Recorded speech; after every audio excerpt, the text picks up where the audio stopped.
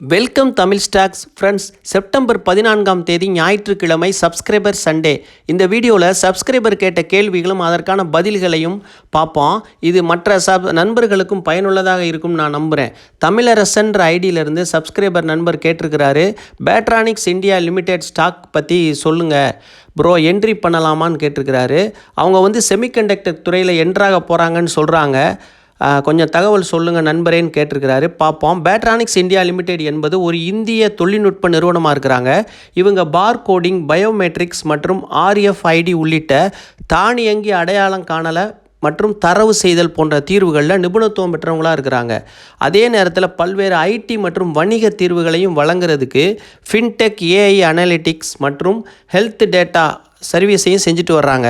1990 நிறுவப்பட்ட இந்த நிறுவனம் IT உட்கட்டமைப்பு, பயன்பாட்டு மேம்பாடு போன்றவற்றில் சேவைகளை வழங்குறாங்க. 6000 கிராமங்களில் அவங்க தொழில்நுட்பத்தை பயன்படுத்தி வந்துட்டுருக்காங்க. ஃபைனான்சியல் ஸ்டேட்மெண்ட் பார்க்கலாம். ரெவென்யூ மொத்த வருமானம் ஆண்டுக்காண்டு 2022 65 கோடி, 2023 52 கோடி, 2024 48 கோடி, 2025 40 கோடியாக படிப்படியாக குறைஞ்சிட்டு வந்துருச்சு மொத்த வருமானம். நிகர வருமானம் ஆண்டுக்காண்டு 2022 50 கோடி நஷ்டம், 2023 110 கோடி லாபம், 2024 1.38 கோடி லாபம், 2025 இந்த ஆண்டு 1.75 கோடி லாபம். ஆண்டுக்காண்டு எந்த ஒரு பெரிய முன்னேற்றமும் இல்லை. முதலாம் காலாண்டு முடிவுகளை பார்க்கலாம். நிகர வருமானம் ஜூன் 2025 13.57 கோடி, இந்த ஆண்டு ஜூனில் 8.83 கோடியாக 35% விழுந்திருக்கு. நிகர லாபம் இப்போ சென்ற வருடம் ஜூனில் 0.89 கோடி, இந்த ஜூனில் 2025 0.45 கோடியாக 50% குறைஞ்சிருக்கு. EBITDA, earning before interest, taxes, depreciation and amortisation 382% குறைஞ்சிருக்கு. ஸ்டாக் ப்ரைஸ் பார்க்கலாம். ஹை 25 ரூபா 84 பைசா, லோ 11 ரூபா 77 பைசா. PE ரேஷியோ 400 இருக்குது. செக்டார் PE 52, புக் வேல்யூ 0.90 ஒரு டைமில் இருக்குது. டிவிடெண்ட் எதுவுமே கொடுக்கல. ப்ரமோட்டர் ஹோல்டிங் 75% ஹோல்டு பண்ணுறாங்க. ஃபாரின் இன்ஸ்டிடியூஷனல் 1.36%, ரொம்ப கம்மியாக ஹோல்டு பண்ணுறாங்க. இப்போ மியூச்சுவல் ஃபண்டு எதுவுமே இல்லை இவங்களுக்கு ஹோல்டிங்கு. பப்ளிக் கிட்ட 2.23% பப்ளிக் வச்சுருக்காங்க கிட்டத்தட்ட. வெளிநாட்டு முதலீட்டாளர்கள் ரீட்டைல் இன்வெஸ்டர்கிட்ட விற்றுட்டு வெளியே போயிட்டாங்க. நிறுவனத்தை பற்றிய என்னுடைய கருத்து, நிறுவனத்தில் சொல்கிறதுக்கு பெருசாக ஃபைனான்சியல் ஸ்டேட்மெண்ட் எதுவும் இல்லை. நண்பர் கேட்டது இவங்க செமிகண்டக்டர் பிஸ்னஸில் இருக்கிறாங்களான்னு கேட்குறாரு. அவங்க ஈடுபடுறாங்களான்னு. அவங்க ஈடுபடுறதுக்கான எந்த செய்தியும் இல்லை. இனிமேல் ஒருவேளை ஈடுபடலாம், எதையும் உறுதியாக சொல்ல முடியாது. லாங் டேர்முக்கு இந்த ஸ்டாக்கை வச்சுக்கிற வேணாம். ஸ்விங் ட்ரேடிங்க்கு நீங்கள் உங்கள் விருப்பப்பட்டால், வாங்கணும்னு விருப்பப்பட்டால் 12 ரூபாய்க்கு கன்சிடர் பண்ணலாம். 12 ரூபாய்க்கு கன்சிடர் பண்ணிவிட்டு 10 ரூபாயை ஸ்டாப் லாஸாக வச்சுக்கோங்க. 10 ரூபாயை கீழே உடச்சிச்சின்னா 6 ரூபாய்க்கு போகிறதுக்கு வாய்ப்பு இருக்குது. அதனால் கவனமாக இருங்க. பென்னி ஸ்டாக்கில் அதிக பணத்தை முதலீடு செய்ய வேணாம். சிறிய தொகையை முதலீடு செஞ்சுட்டு விட்டுருங்க. அதை லாங் டேர்முக்கு விட்டுருங்க. வந்தால் பல லட்சங்கள் கிடைக்கும், இல்லாட்டி 1000 ரூபா 2000 ரூபாக்குள்ளே நஷ்டமாகும். இதுதான் பென்னி ஸ்டாக்கில் என்னோடய முடிவு. நீங்கள் யோசித்து சொந்தமாக முடிவெடுங்க. அதிக பணத்தை முதலீடு செஞ்சுட்டு பின்னாடி கஷ்டப்படாதீங்க. மிக்க நன்றி. சப்ஸ்கிரைபர் திலீபன்கிற ஐடியிலேருந்து கேட்டிருக்கிறாரு, டாட்டா ட்ரெண்ட் பற்றி சொல்லுங்கள், அனலைஸ் பண்ணுங்கன்னு சொல்லியிருக்கிறாரு. நண்பரே, நேற்று நம்ம வீடியோவில் டாட்டா ட்ரெண்ட் பற்றி பேசியிருந்தோம். அது கன்சிடர் பண்ணுற விலையெல்லாம் சொல்லியிருந்தோம். அதை நீங்கள் நல்லா அந்த வீடியோவை பாருங்கள், பார்த்துட்டு கன்சிடர் பண்ணலாம். அந்த வீடியோவோட லிங்க்கை உங்களோட மெசேஜில் நான் பேஸ்ட் பண்ணியிருக்கேன். அதை நீங்கள் பார்த்துக்கிட்டு நீங்கள் என்னென்னு முடிவு பண்ணிக்கோங்க. ரொம்ப நன்றி. மூன்றாவதாக சப்ஸ்கிரைபர் காதிக்குன்ற ஐடியிலேருந்து கேட்டிருக்கிறாரு subscriber, Awfis stock AWFIS Awfis stock and Axis bank entry price for long டேர்முக்குன்னு கேட்டிருக்கிறாரு. இது 2 நிறுவனங்கள் கேட்டிருக்கிறாரு. ஒன்றா கேளுங்க, நம்ம ஈஸியாக இருக்கும் பதில் சொல்ல. இப்போ அவுஃபிஸ் ஸ்பேஸ் லிமிடெட் கம்பெனி டீட்டெயில் பார்க்கலாம். பணியிட தீர்வுகள், கூட்டு பணியிடங்கள், தனிப்பயனாக்கப்பட்ட அலுவலகங்கள் மற்றும் IT ஹோஸ்டிங் போன்ற சேவைகளை வழங்கும் ஒரு இந்திய நிறுவனமாக இருக்கிறாங்க. சிறிய நிறுவனங்கள்லேருந்து பெரிய நிறுவனங்கள் வர சேவைகளை வழங்கிட்டு வராங்க. மொத்த வருமானம் ஆண்டுக்காண்டு 2022 257 கோடி, 2023 545 கோடி, 2024 848 கோடி, 2025 1021 கோடியாக படிப்படியாக அதிகரிச்சுட்டு வந்திருக்கு. காலாண்டுக்கு பார்த்தோம்னா மொத்த வருமானம் சென்ற காலாண்டில், மார்ச் காலாண்டில் 339 கோடி, இந்த காலாண்டில் 334 கோடியாக கொஞ்சம் குறைஞ்சிருக்கு. ஆஃபீஸ் நிறுவனத்தோட நிகர வருமானம் கடந்த 3 ஆண்டுகளாக 2022 57 கோடி நஷ்டம், 2023 46 கோடி நஷ்டம், 2024 17 கோடி நஷ்டம் படிப்படியாக குறைஞ்சிக்கிட்டு வந்துச்சு. 2025 67 கோடி லாபம், ஒரு மாற்றம் ஏற்பட்டிருக்கு நிறுவனத்தில். கடந்த 4 ஆண்டுகளாக நஷ்டத்தில் இருந்த நிறுவனம் இப்போ முதல் முறையாக லாபத்தை பதிவு பண்ணியிருக்கிறாங்க ஆண்டுக்காண்டு அடிப்படையில். காலாண்டுக்கு பார்த்தோம்னா 2024 டிசம்பர் காலாண்டில் 15 கோடி, 2025 மார்ச் காலாண்டில் 11 கோடி, ஜூன் காலாண்டில் 10 கோடியாக நிகர லாபமாக இருக்குது. அதாவது ஷேர் ஹோல்டிங் பேட்டர்ன் பார்ப்போம். 20% ப்ரமோட்டர் ஹோல்டிங் இருக்குது. 28%இருந்து 20% குறைச்சிருக்கிறாங்க.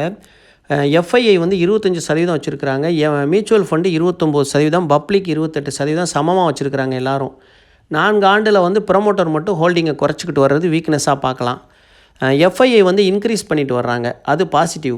மியூச்சுவல் ஃபண்டு இன்க்ரீஸ் பண்ணிட்டு வர்றாங்க, பப்ளிக் வந்து குறைச்சிக்கிட்டு வர்றாங்க, ஸ்டாக்கை குறைச்சிக்கிட்டு வர்றாங்க. ஸ்டாக் ப்ரைஸ் பார்க்கலாம். ஹை வந்து 810, லோ 546, க்ளோசிங் 567. பிஇ ரேஷியோ 53 இருக்குது. Sector BE 20. அப்புறம் வந்து புக் வேல்யூ 59, 9 டைம் அதிகமாக இருக்குது. டிவிடெண்ட் எதுவுமே கொடுக்கல இது வரைக்கும். 200 டேஸ் மூவிங் ஆவரேஜுக்கு கிட்ட இருக்குது, உடைக்காமல் இருக்குது. அப்புறம் வந்து இந்த ஸ்டாக்கை பொறுத்தவரை நிகர லாபம் படிப்படியாக குறைஞ்சிக்கிட்டே வருது. சேல்ஸ் குரோத் சிஏஜிஆர் வந்து 68% இருக்குது 3 வருஷத்தில். சராசரியாக 68% சிஏஜிஆரை பதிவு பண்ணியிருக்கு. இந்த லாபம் வந்து இம்ப்ரூவ்மெண்ட்டாக பார்க்க முடியுது. இப்போ இந்த ஆண்டில் லாபம் நல்லா அதிகரிச்சிருக்கு. இதனால் இது கொஞ்சம் மாற்றம் ஏற்பட்டிருக்குன்னு நம்ம பார்க்கலாம். இதை வச்சுருக்கிறவங்க ஹோல்டு பண்ணுங்கள். 650 ரூபாய்க்கு வாங்கியிருக்கிறவங்க இப்போ மறுபடியும் வாங்கி 650 ரூபாய் 700 ரூபாய்க்கு வாங்கியிருக்கவங்க ஐபிஓ ப்ரைஸ்லேருந்து ஏறிச்சு, மறுபடியும் இப்போ இறங்கியிருக்கு. அந்த ரேட்டில் வாங்கியிருக்கவங்க இப்போ இதை ஆவரேஜ் பண்ணிக்கங்க. இந்த ரேட்டில் பண்ணிவிட்டு இப்போ கம்பெனி ஓரளவுக்கு நல்லா இருக்குது நிறுவனம், இதை நீங்கள் பயன்படுத்தலாம். இப்போ கன்சிடர் பண்ணுறவங்க வந்து 545 ஸ்டாப் லாஸாக வச்சுக்கிட்டு கன்சிடர் பண்ணுங்கள். இப்போ கன்சிடர் பண்ணுற விலையில் தான் இருக்குது. லாங் டேர்முக்கு நீங்களும் சொந்தமாக யோசிச்சு முடிவெடுங்க. ஆனால் 545க்கு ஸ்டாப் லாஸாக வச்சுக்கிட்டு இப்போ கன்சிடர் பண்ணுற விலையில் தான் இருக்குது, கன்சிடர் பண்ணலாம். ஏன்னா மியூச்சுவல் ஃபண்டெல்லாம் ஹோல்டிங் இன்க்ரீஸ் பண்ணுறாங்க, ஃபாரினரும் இன்க்ரீஸ் பண்ணிகிட்டே போகிறாங்க. அதனால் நிறுவனம் வந்து கொஞ்சம் யூட்டர்ன் ஆகிறதுக்கு வாய்ப்பு இருக்குது. இப்போ நல்ல லாபம் வந்திருக்கு இந்த ஆண்டில். அடுத்த காலாண்டுகள் 2 காலாண்டுகளில் தெரிஞ்சிடும் விஷயம். அதுக்கப்புறம் நம்ம ஒரு முடிவுக்கு வரலாம். லாங் டேர்முக்கு இப்போதைக்கு ஸ்விங்க்கு கூட பயன்படுத்திக்கலாம். 545 ஸ்டாப் லாஸாக வச்சுக்கோங்க. லாங் டேர்முக்குனாலும் சரி, ஸ்விங்க்குனாலும் சரி. இதுதான் ஆஃபீஸ் நிறுவனத்தோட டீட்டெயில். சப்ஸ்கிரைபர் கேட்ட 2வது கேள்வி ஆக்சிஸ் பேங்க் பற்றி கேட்டிருக்காரு. காலாண்டு முடிவுகளை பார்க்கலாம். 1ஆம் காலாண்டு முடிவு. வட்டி வருமானம் ஆண்டுக்காண்டு அதிகரிச்சுக்கிட்டே இருக்குது.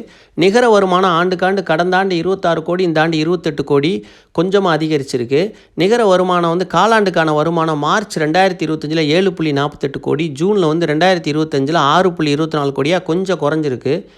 கிராஸ் என்பிஏ 1.57% இருக்குது. நெட்டு என்பிஏ 0.45% இருக்குது.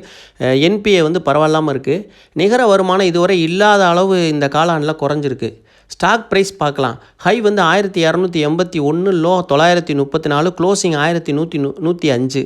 BE ratio 12, sector BE 19, book value 552, 2 time அதிகமாக இருக்குது. வேல்யூஷன் ரொம்ப சீப்பாக தான் இருக்குது. அடுத்த காலாண்டு முடிவு நல்லா இருந்தால் ஸ்டாக் ஏற வாய்ப்பு இருக்குது. வச்சுருக்கிறவங்க ஹோல்டு பண்ணலாம், ஆவரேஜ் பண்ணலாம். கூடுதல் விலைக்கு வாங்கியிருக்கவங்க ஆவரேஜ் பண்ணிக்கங்க. விலை இறங்க 1080க்கு கீழே கன்சிடர் பண்ணுறவங்க வந்து கன்சிடர் பண்ணலாம். 1080க்கு கீழே 5% இறங்க ஒவ்வொரு முறையாக கன்சிடர் பண்ணுங்கள். இறங்க கன்சிடர் பண்ணலாம். நல்ல குட் ஃபண்டமெண்டல் உள்ள கம்பெனி தான். இந்த தற்சமயத்துக்கு வந்து லாபங்கள் குறைஞ்சிருக்கிறதுனால பங்கு விலை இறங்கி கிடக்கு. லாபம் இன்க்ரீஸ் ஆச்சுன்னா ஏறிடும். என்பிஏலாம் நார்மலாக தான் இருக்குது, ரொம்ப அதிகமான என்பிஏ இல்லை, கடன் நல்லா குறைஞ்சிருக்கு. இப்போதைக்கு லாங் டேர்முக்கு வாய்ப்பு இல்லை. ஸ்விங் ட்ரேடிங்க்கு பயன்படுத்திக்கங்க. 1190க்கு வெளியே வந்துடலாம் ஸ்விங் ட்ரேடிங்கில். ரிசல்ட் வந்து அடுத்த 2 காலாண்டு ரிசல்ட்டை பார்த்துக்கிட்டு தான் லாங் டேர்முக்கு நம்ம கன்சிடர் பண்ணணும். இப்போதைக்கு லாங் டேர்முக்கு வாய்ப்பு இல்லை. ஏன்னா ஒரு ஸ்விங் போயிட்டு திரும்ப மறுபடியும் 1000 ரூபாய்க்கு தான் வரும். அதனால் கொஞ்சம் கவனமாக இருங்க. ஸ்விங் ட்ரேடிங்க்கு பயன்படுத்திக்கங்க. லாங் டேர்முக்கு 2 காலாண்டு முடிவுகள் நல்லா இருந்தால் லாங் டேர்முக்கு வாங்கி வச்சுக்கோங்க. இதுதான் இது. நீங்கள் வந்து 1080க்கு கீழே கன்சிடர் பண்ணலாம். இப்போயே கன்சிடர் பண்ணுற விலையில் தான் இருக்குது. படிப்படியாக கன்சிடர் பண்ணிக்கிட்டே இருக்கலாம். கொஞ்சம் கொஞ்சமாக வாங்கலாம். அதிக பணத்தை ஒரே நிறுவனத்தில் முதலீடு பண்ணக்கூடாது. கருப்பசாமிங்கிற ஐடியிலேருந்து சப்ஸ்கிரைபர் கேட்டிருக்காரு. ஹவு டு சூஸ் ஸ்டாக்ஸ் அப்படின்னு வீடியோ டீட்டெயில் சொல்லுங்கன்னு கேட்டிருக்கிறாரு. நண்பரே, நம்ம டெக்னிக்கல் அந்த இதுக்கு பதில் சொல்கிறதுக்கு முன்னாடி ஒரு சில விஷயங்களை பார்ப்போம். நம்ம டெக்னிக்கல் அனலைசிஸ் பண்ணுறதில்ல நண்பரே. சில விஷயங்களை வந்து டெக்னிக்கலை பயன்படுத்தி கொள்ளலாம். முற்றிலும் டெக்னிக்கலை டெக்னிக்கல் அனலைசிஸை ஒதுக்க முடியாது. அதே சமயம் ஒரு நிறுவனம் லாங் டேர்முக்கு நம்ம முதலீடு செய்வதற்கு ஃபண்டமெண்டல் அனலைசிஸ் தான் பார்க்க முடியும். இன்ட்ராடே பை செல் பண்ணுறதுக்கு நம்ம டெக்னிக்கலை பயன்படுத்திக்கிறாங்க. அது முக்கியம். அதே சமயம் நம்ம வந்து டெக்னிக்கல் அனலைசிஸை ஒருபோதும் நம்ம டே ட்ரேடிங்கு, ஃப்யூச்சர் ஆப்ஷனு இதெல்லாம் வந்து சூதாட்டமாக நம்ம கருதுறதுனால அந்த டெக்னிக்கலை பற்றி நம்ம சொல்கிறதில்ல. அதை பற்றி நம்ம வந்து ஒரு சில விஷயங்களை கண்டிப்பாக தெரிஞ்சுக்கிட்டு தான் ஆகணும் டெக்னிக்கலில். ஆனால் ஃபண்டமெண்டலில் தான் அதிகமாக நம்ம அதை பற்றி தான் பேசுகிறோம். நல்ல நிறுவனங்களை முதலீடு செஞ்சு நல்ல லாபம் ஈட்டுறது தான் நம்மளோட குறிக்கோள். இப்போ வந்து நம்ம டெக்னிக்கலு, டே ட்ரேடிங்கு, ஃப்யூச்சர் ஆப்ஷன்லாம் நம்ம பற்றி பேசுகிறதில்ல. ஏன் பேசுகிறதுனா அது நம்ம சூதாட்டமாக கருதுகிறோம். சூதாட்டத்துக்கு நம்ம ஊக்குவிக்க விரும்பலை நம்ம சேனலில். அதனால் அதை பற்றி நம்ம பேசுகிறதில்ல. இப்போ நம்ம சப்ஸ்கிரைபர் கேட்ட கேள்விகளுக்கு வருவோம். அனுபவங்கள் வர வர பிரதர் உங்களுக்கே தெரிய வந்துடும். ஃபண்டமெண்டல்லாம் எப்படி பார்க்குறது, நம்ம வீடியோவை தொடர்ந்து பார்த்துக்கிட்டு வாங்க. அது எப்படி ஒரு ஸ்டாக்கை செலக்ட் பண்ணுறதுக்குன்றத ஒரு சில வரிகளில் சொல்ல முடியாது. பல மெட்ரிக் இருக்குது, பல விஷயங்களை பார்க்க வேண்டியிருக்கு. காலாண்டு முடிவுகள், ஆண்டுக்காண்டு முடிவுகள், அப்புறம் நிகர லாபம், வருமானம், அது பேங்க்காக இருந்தால் அதுக்கு ஒரு மாதிரி பார்க்கணும், எஃப்எம்சிஜியாக இருந்தால் அதுக்கு வேறு மாதிரி பார்க்கணும், ஐடி செக்டாருக்கு வேறு மாதிரி பார்க்கணும். எல்லாத்துக்கும் ஒரே மாதிரி நம்ம அனலைஸ் பண்ண முடியாது. இது எல்லாத்தையும் பார்த்து பல அனுபவங்கள் கிடைச்ச பிறகு தான் நம்ம அதுக்கு ஒரு முடிவுக்கு வர முடியும். அதனால் நீங்கள் தொடர்ந்து அனுபவம் கிடைக்காதுன்னு இல்லை, உங்களுக்கும் கிடைச்சிரும். ஒரு 2-3 வருஷம் நீங்கள் தொடர்ந்து வீடியோக்களை பார்த்துக்கிட்டு வாங்க. வீடியோ மட்டும் இல்லை, மற்ற வீடியோக்களையும் பாருங்கள். நிறையா ஃபண்டமெண்டல் பற்றி பேசுகிறாங்க. அதை பார்த்துக்கிட்டே வந்தீங்கன்னா நீங்கள் நீண்ட கால நோக்கத்துக்கு நல்ல நிறுவனங்களை தேர்ந்தெடுக்க பழகிக்கிடுவீங்க. ஆனால் நிறுவனங்களை தேர்ந்தெடுக்கிறதுக்கு நீங்கள் பழகிக்கிட்டிங்கன்னா அப்புறம் வந்து உங்களுக்கு அது கொஞ்சம் வசதியாக இருக்கும். ஆனால் அதுக்கு உடனே நீங்கள் அதுக்கு பழக முடியாது. இன்னும் கொஞ்சம் அனுபவங்கள் உங்களுக்கு வேணும். நீங்கள் கொஞ்ச நாளில் நீங்களே கற்றுக்கிடுவீங்க. அது தெரிய வந்துடும் உங்களுக்கு. நீங்கள் வீடியோக்களை தொடர்ந்து பாருங்கள். மிக்க நன்றி.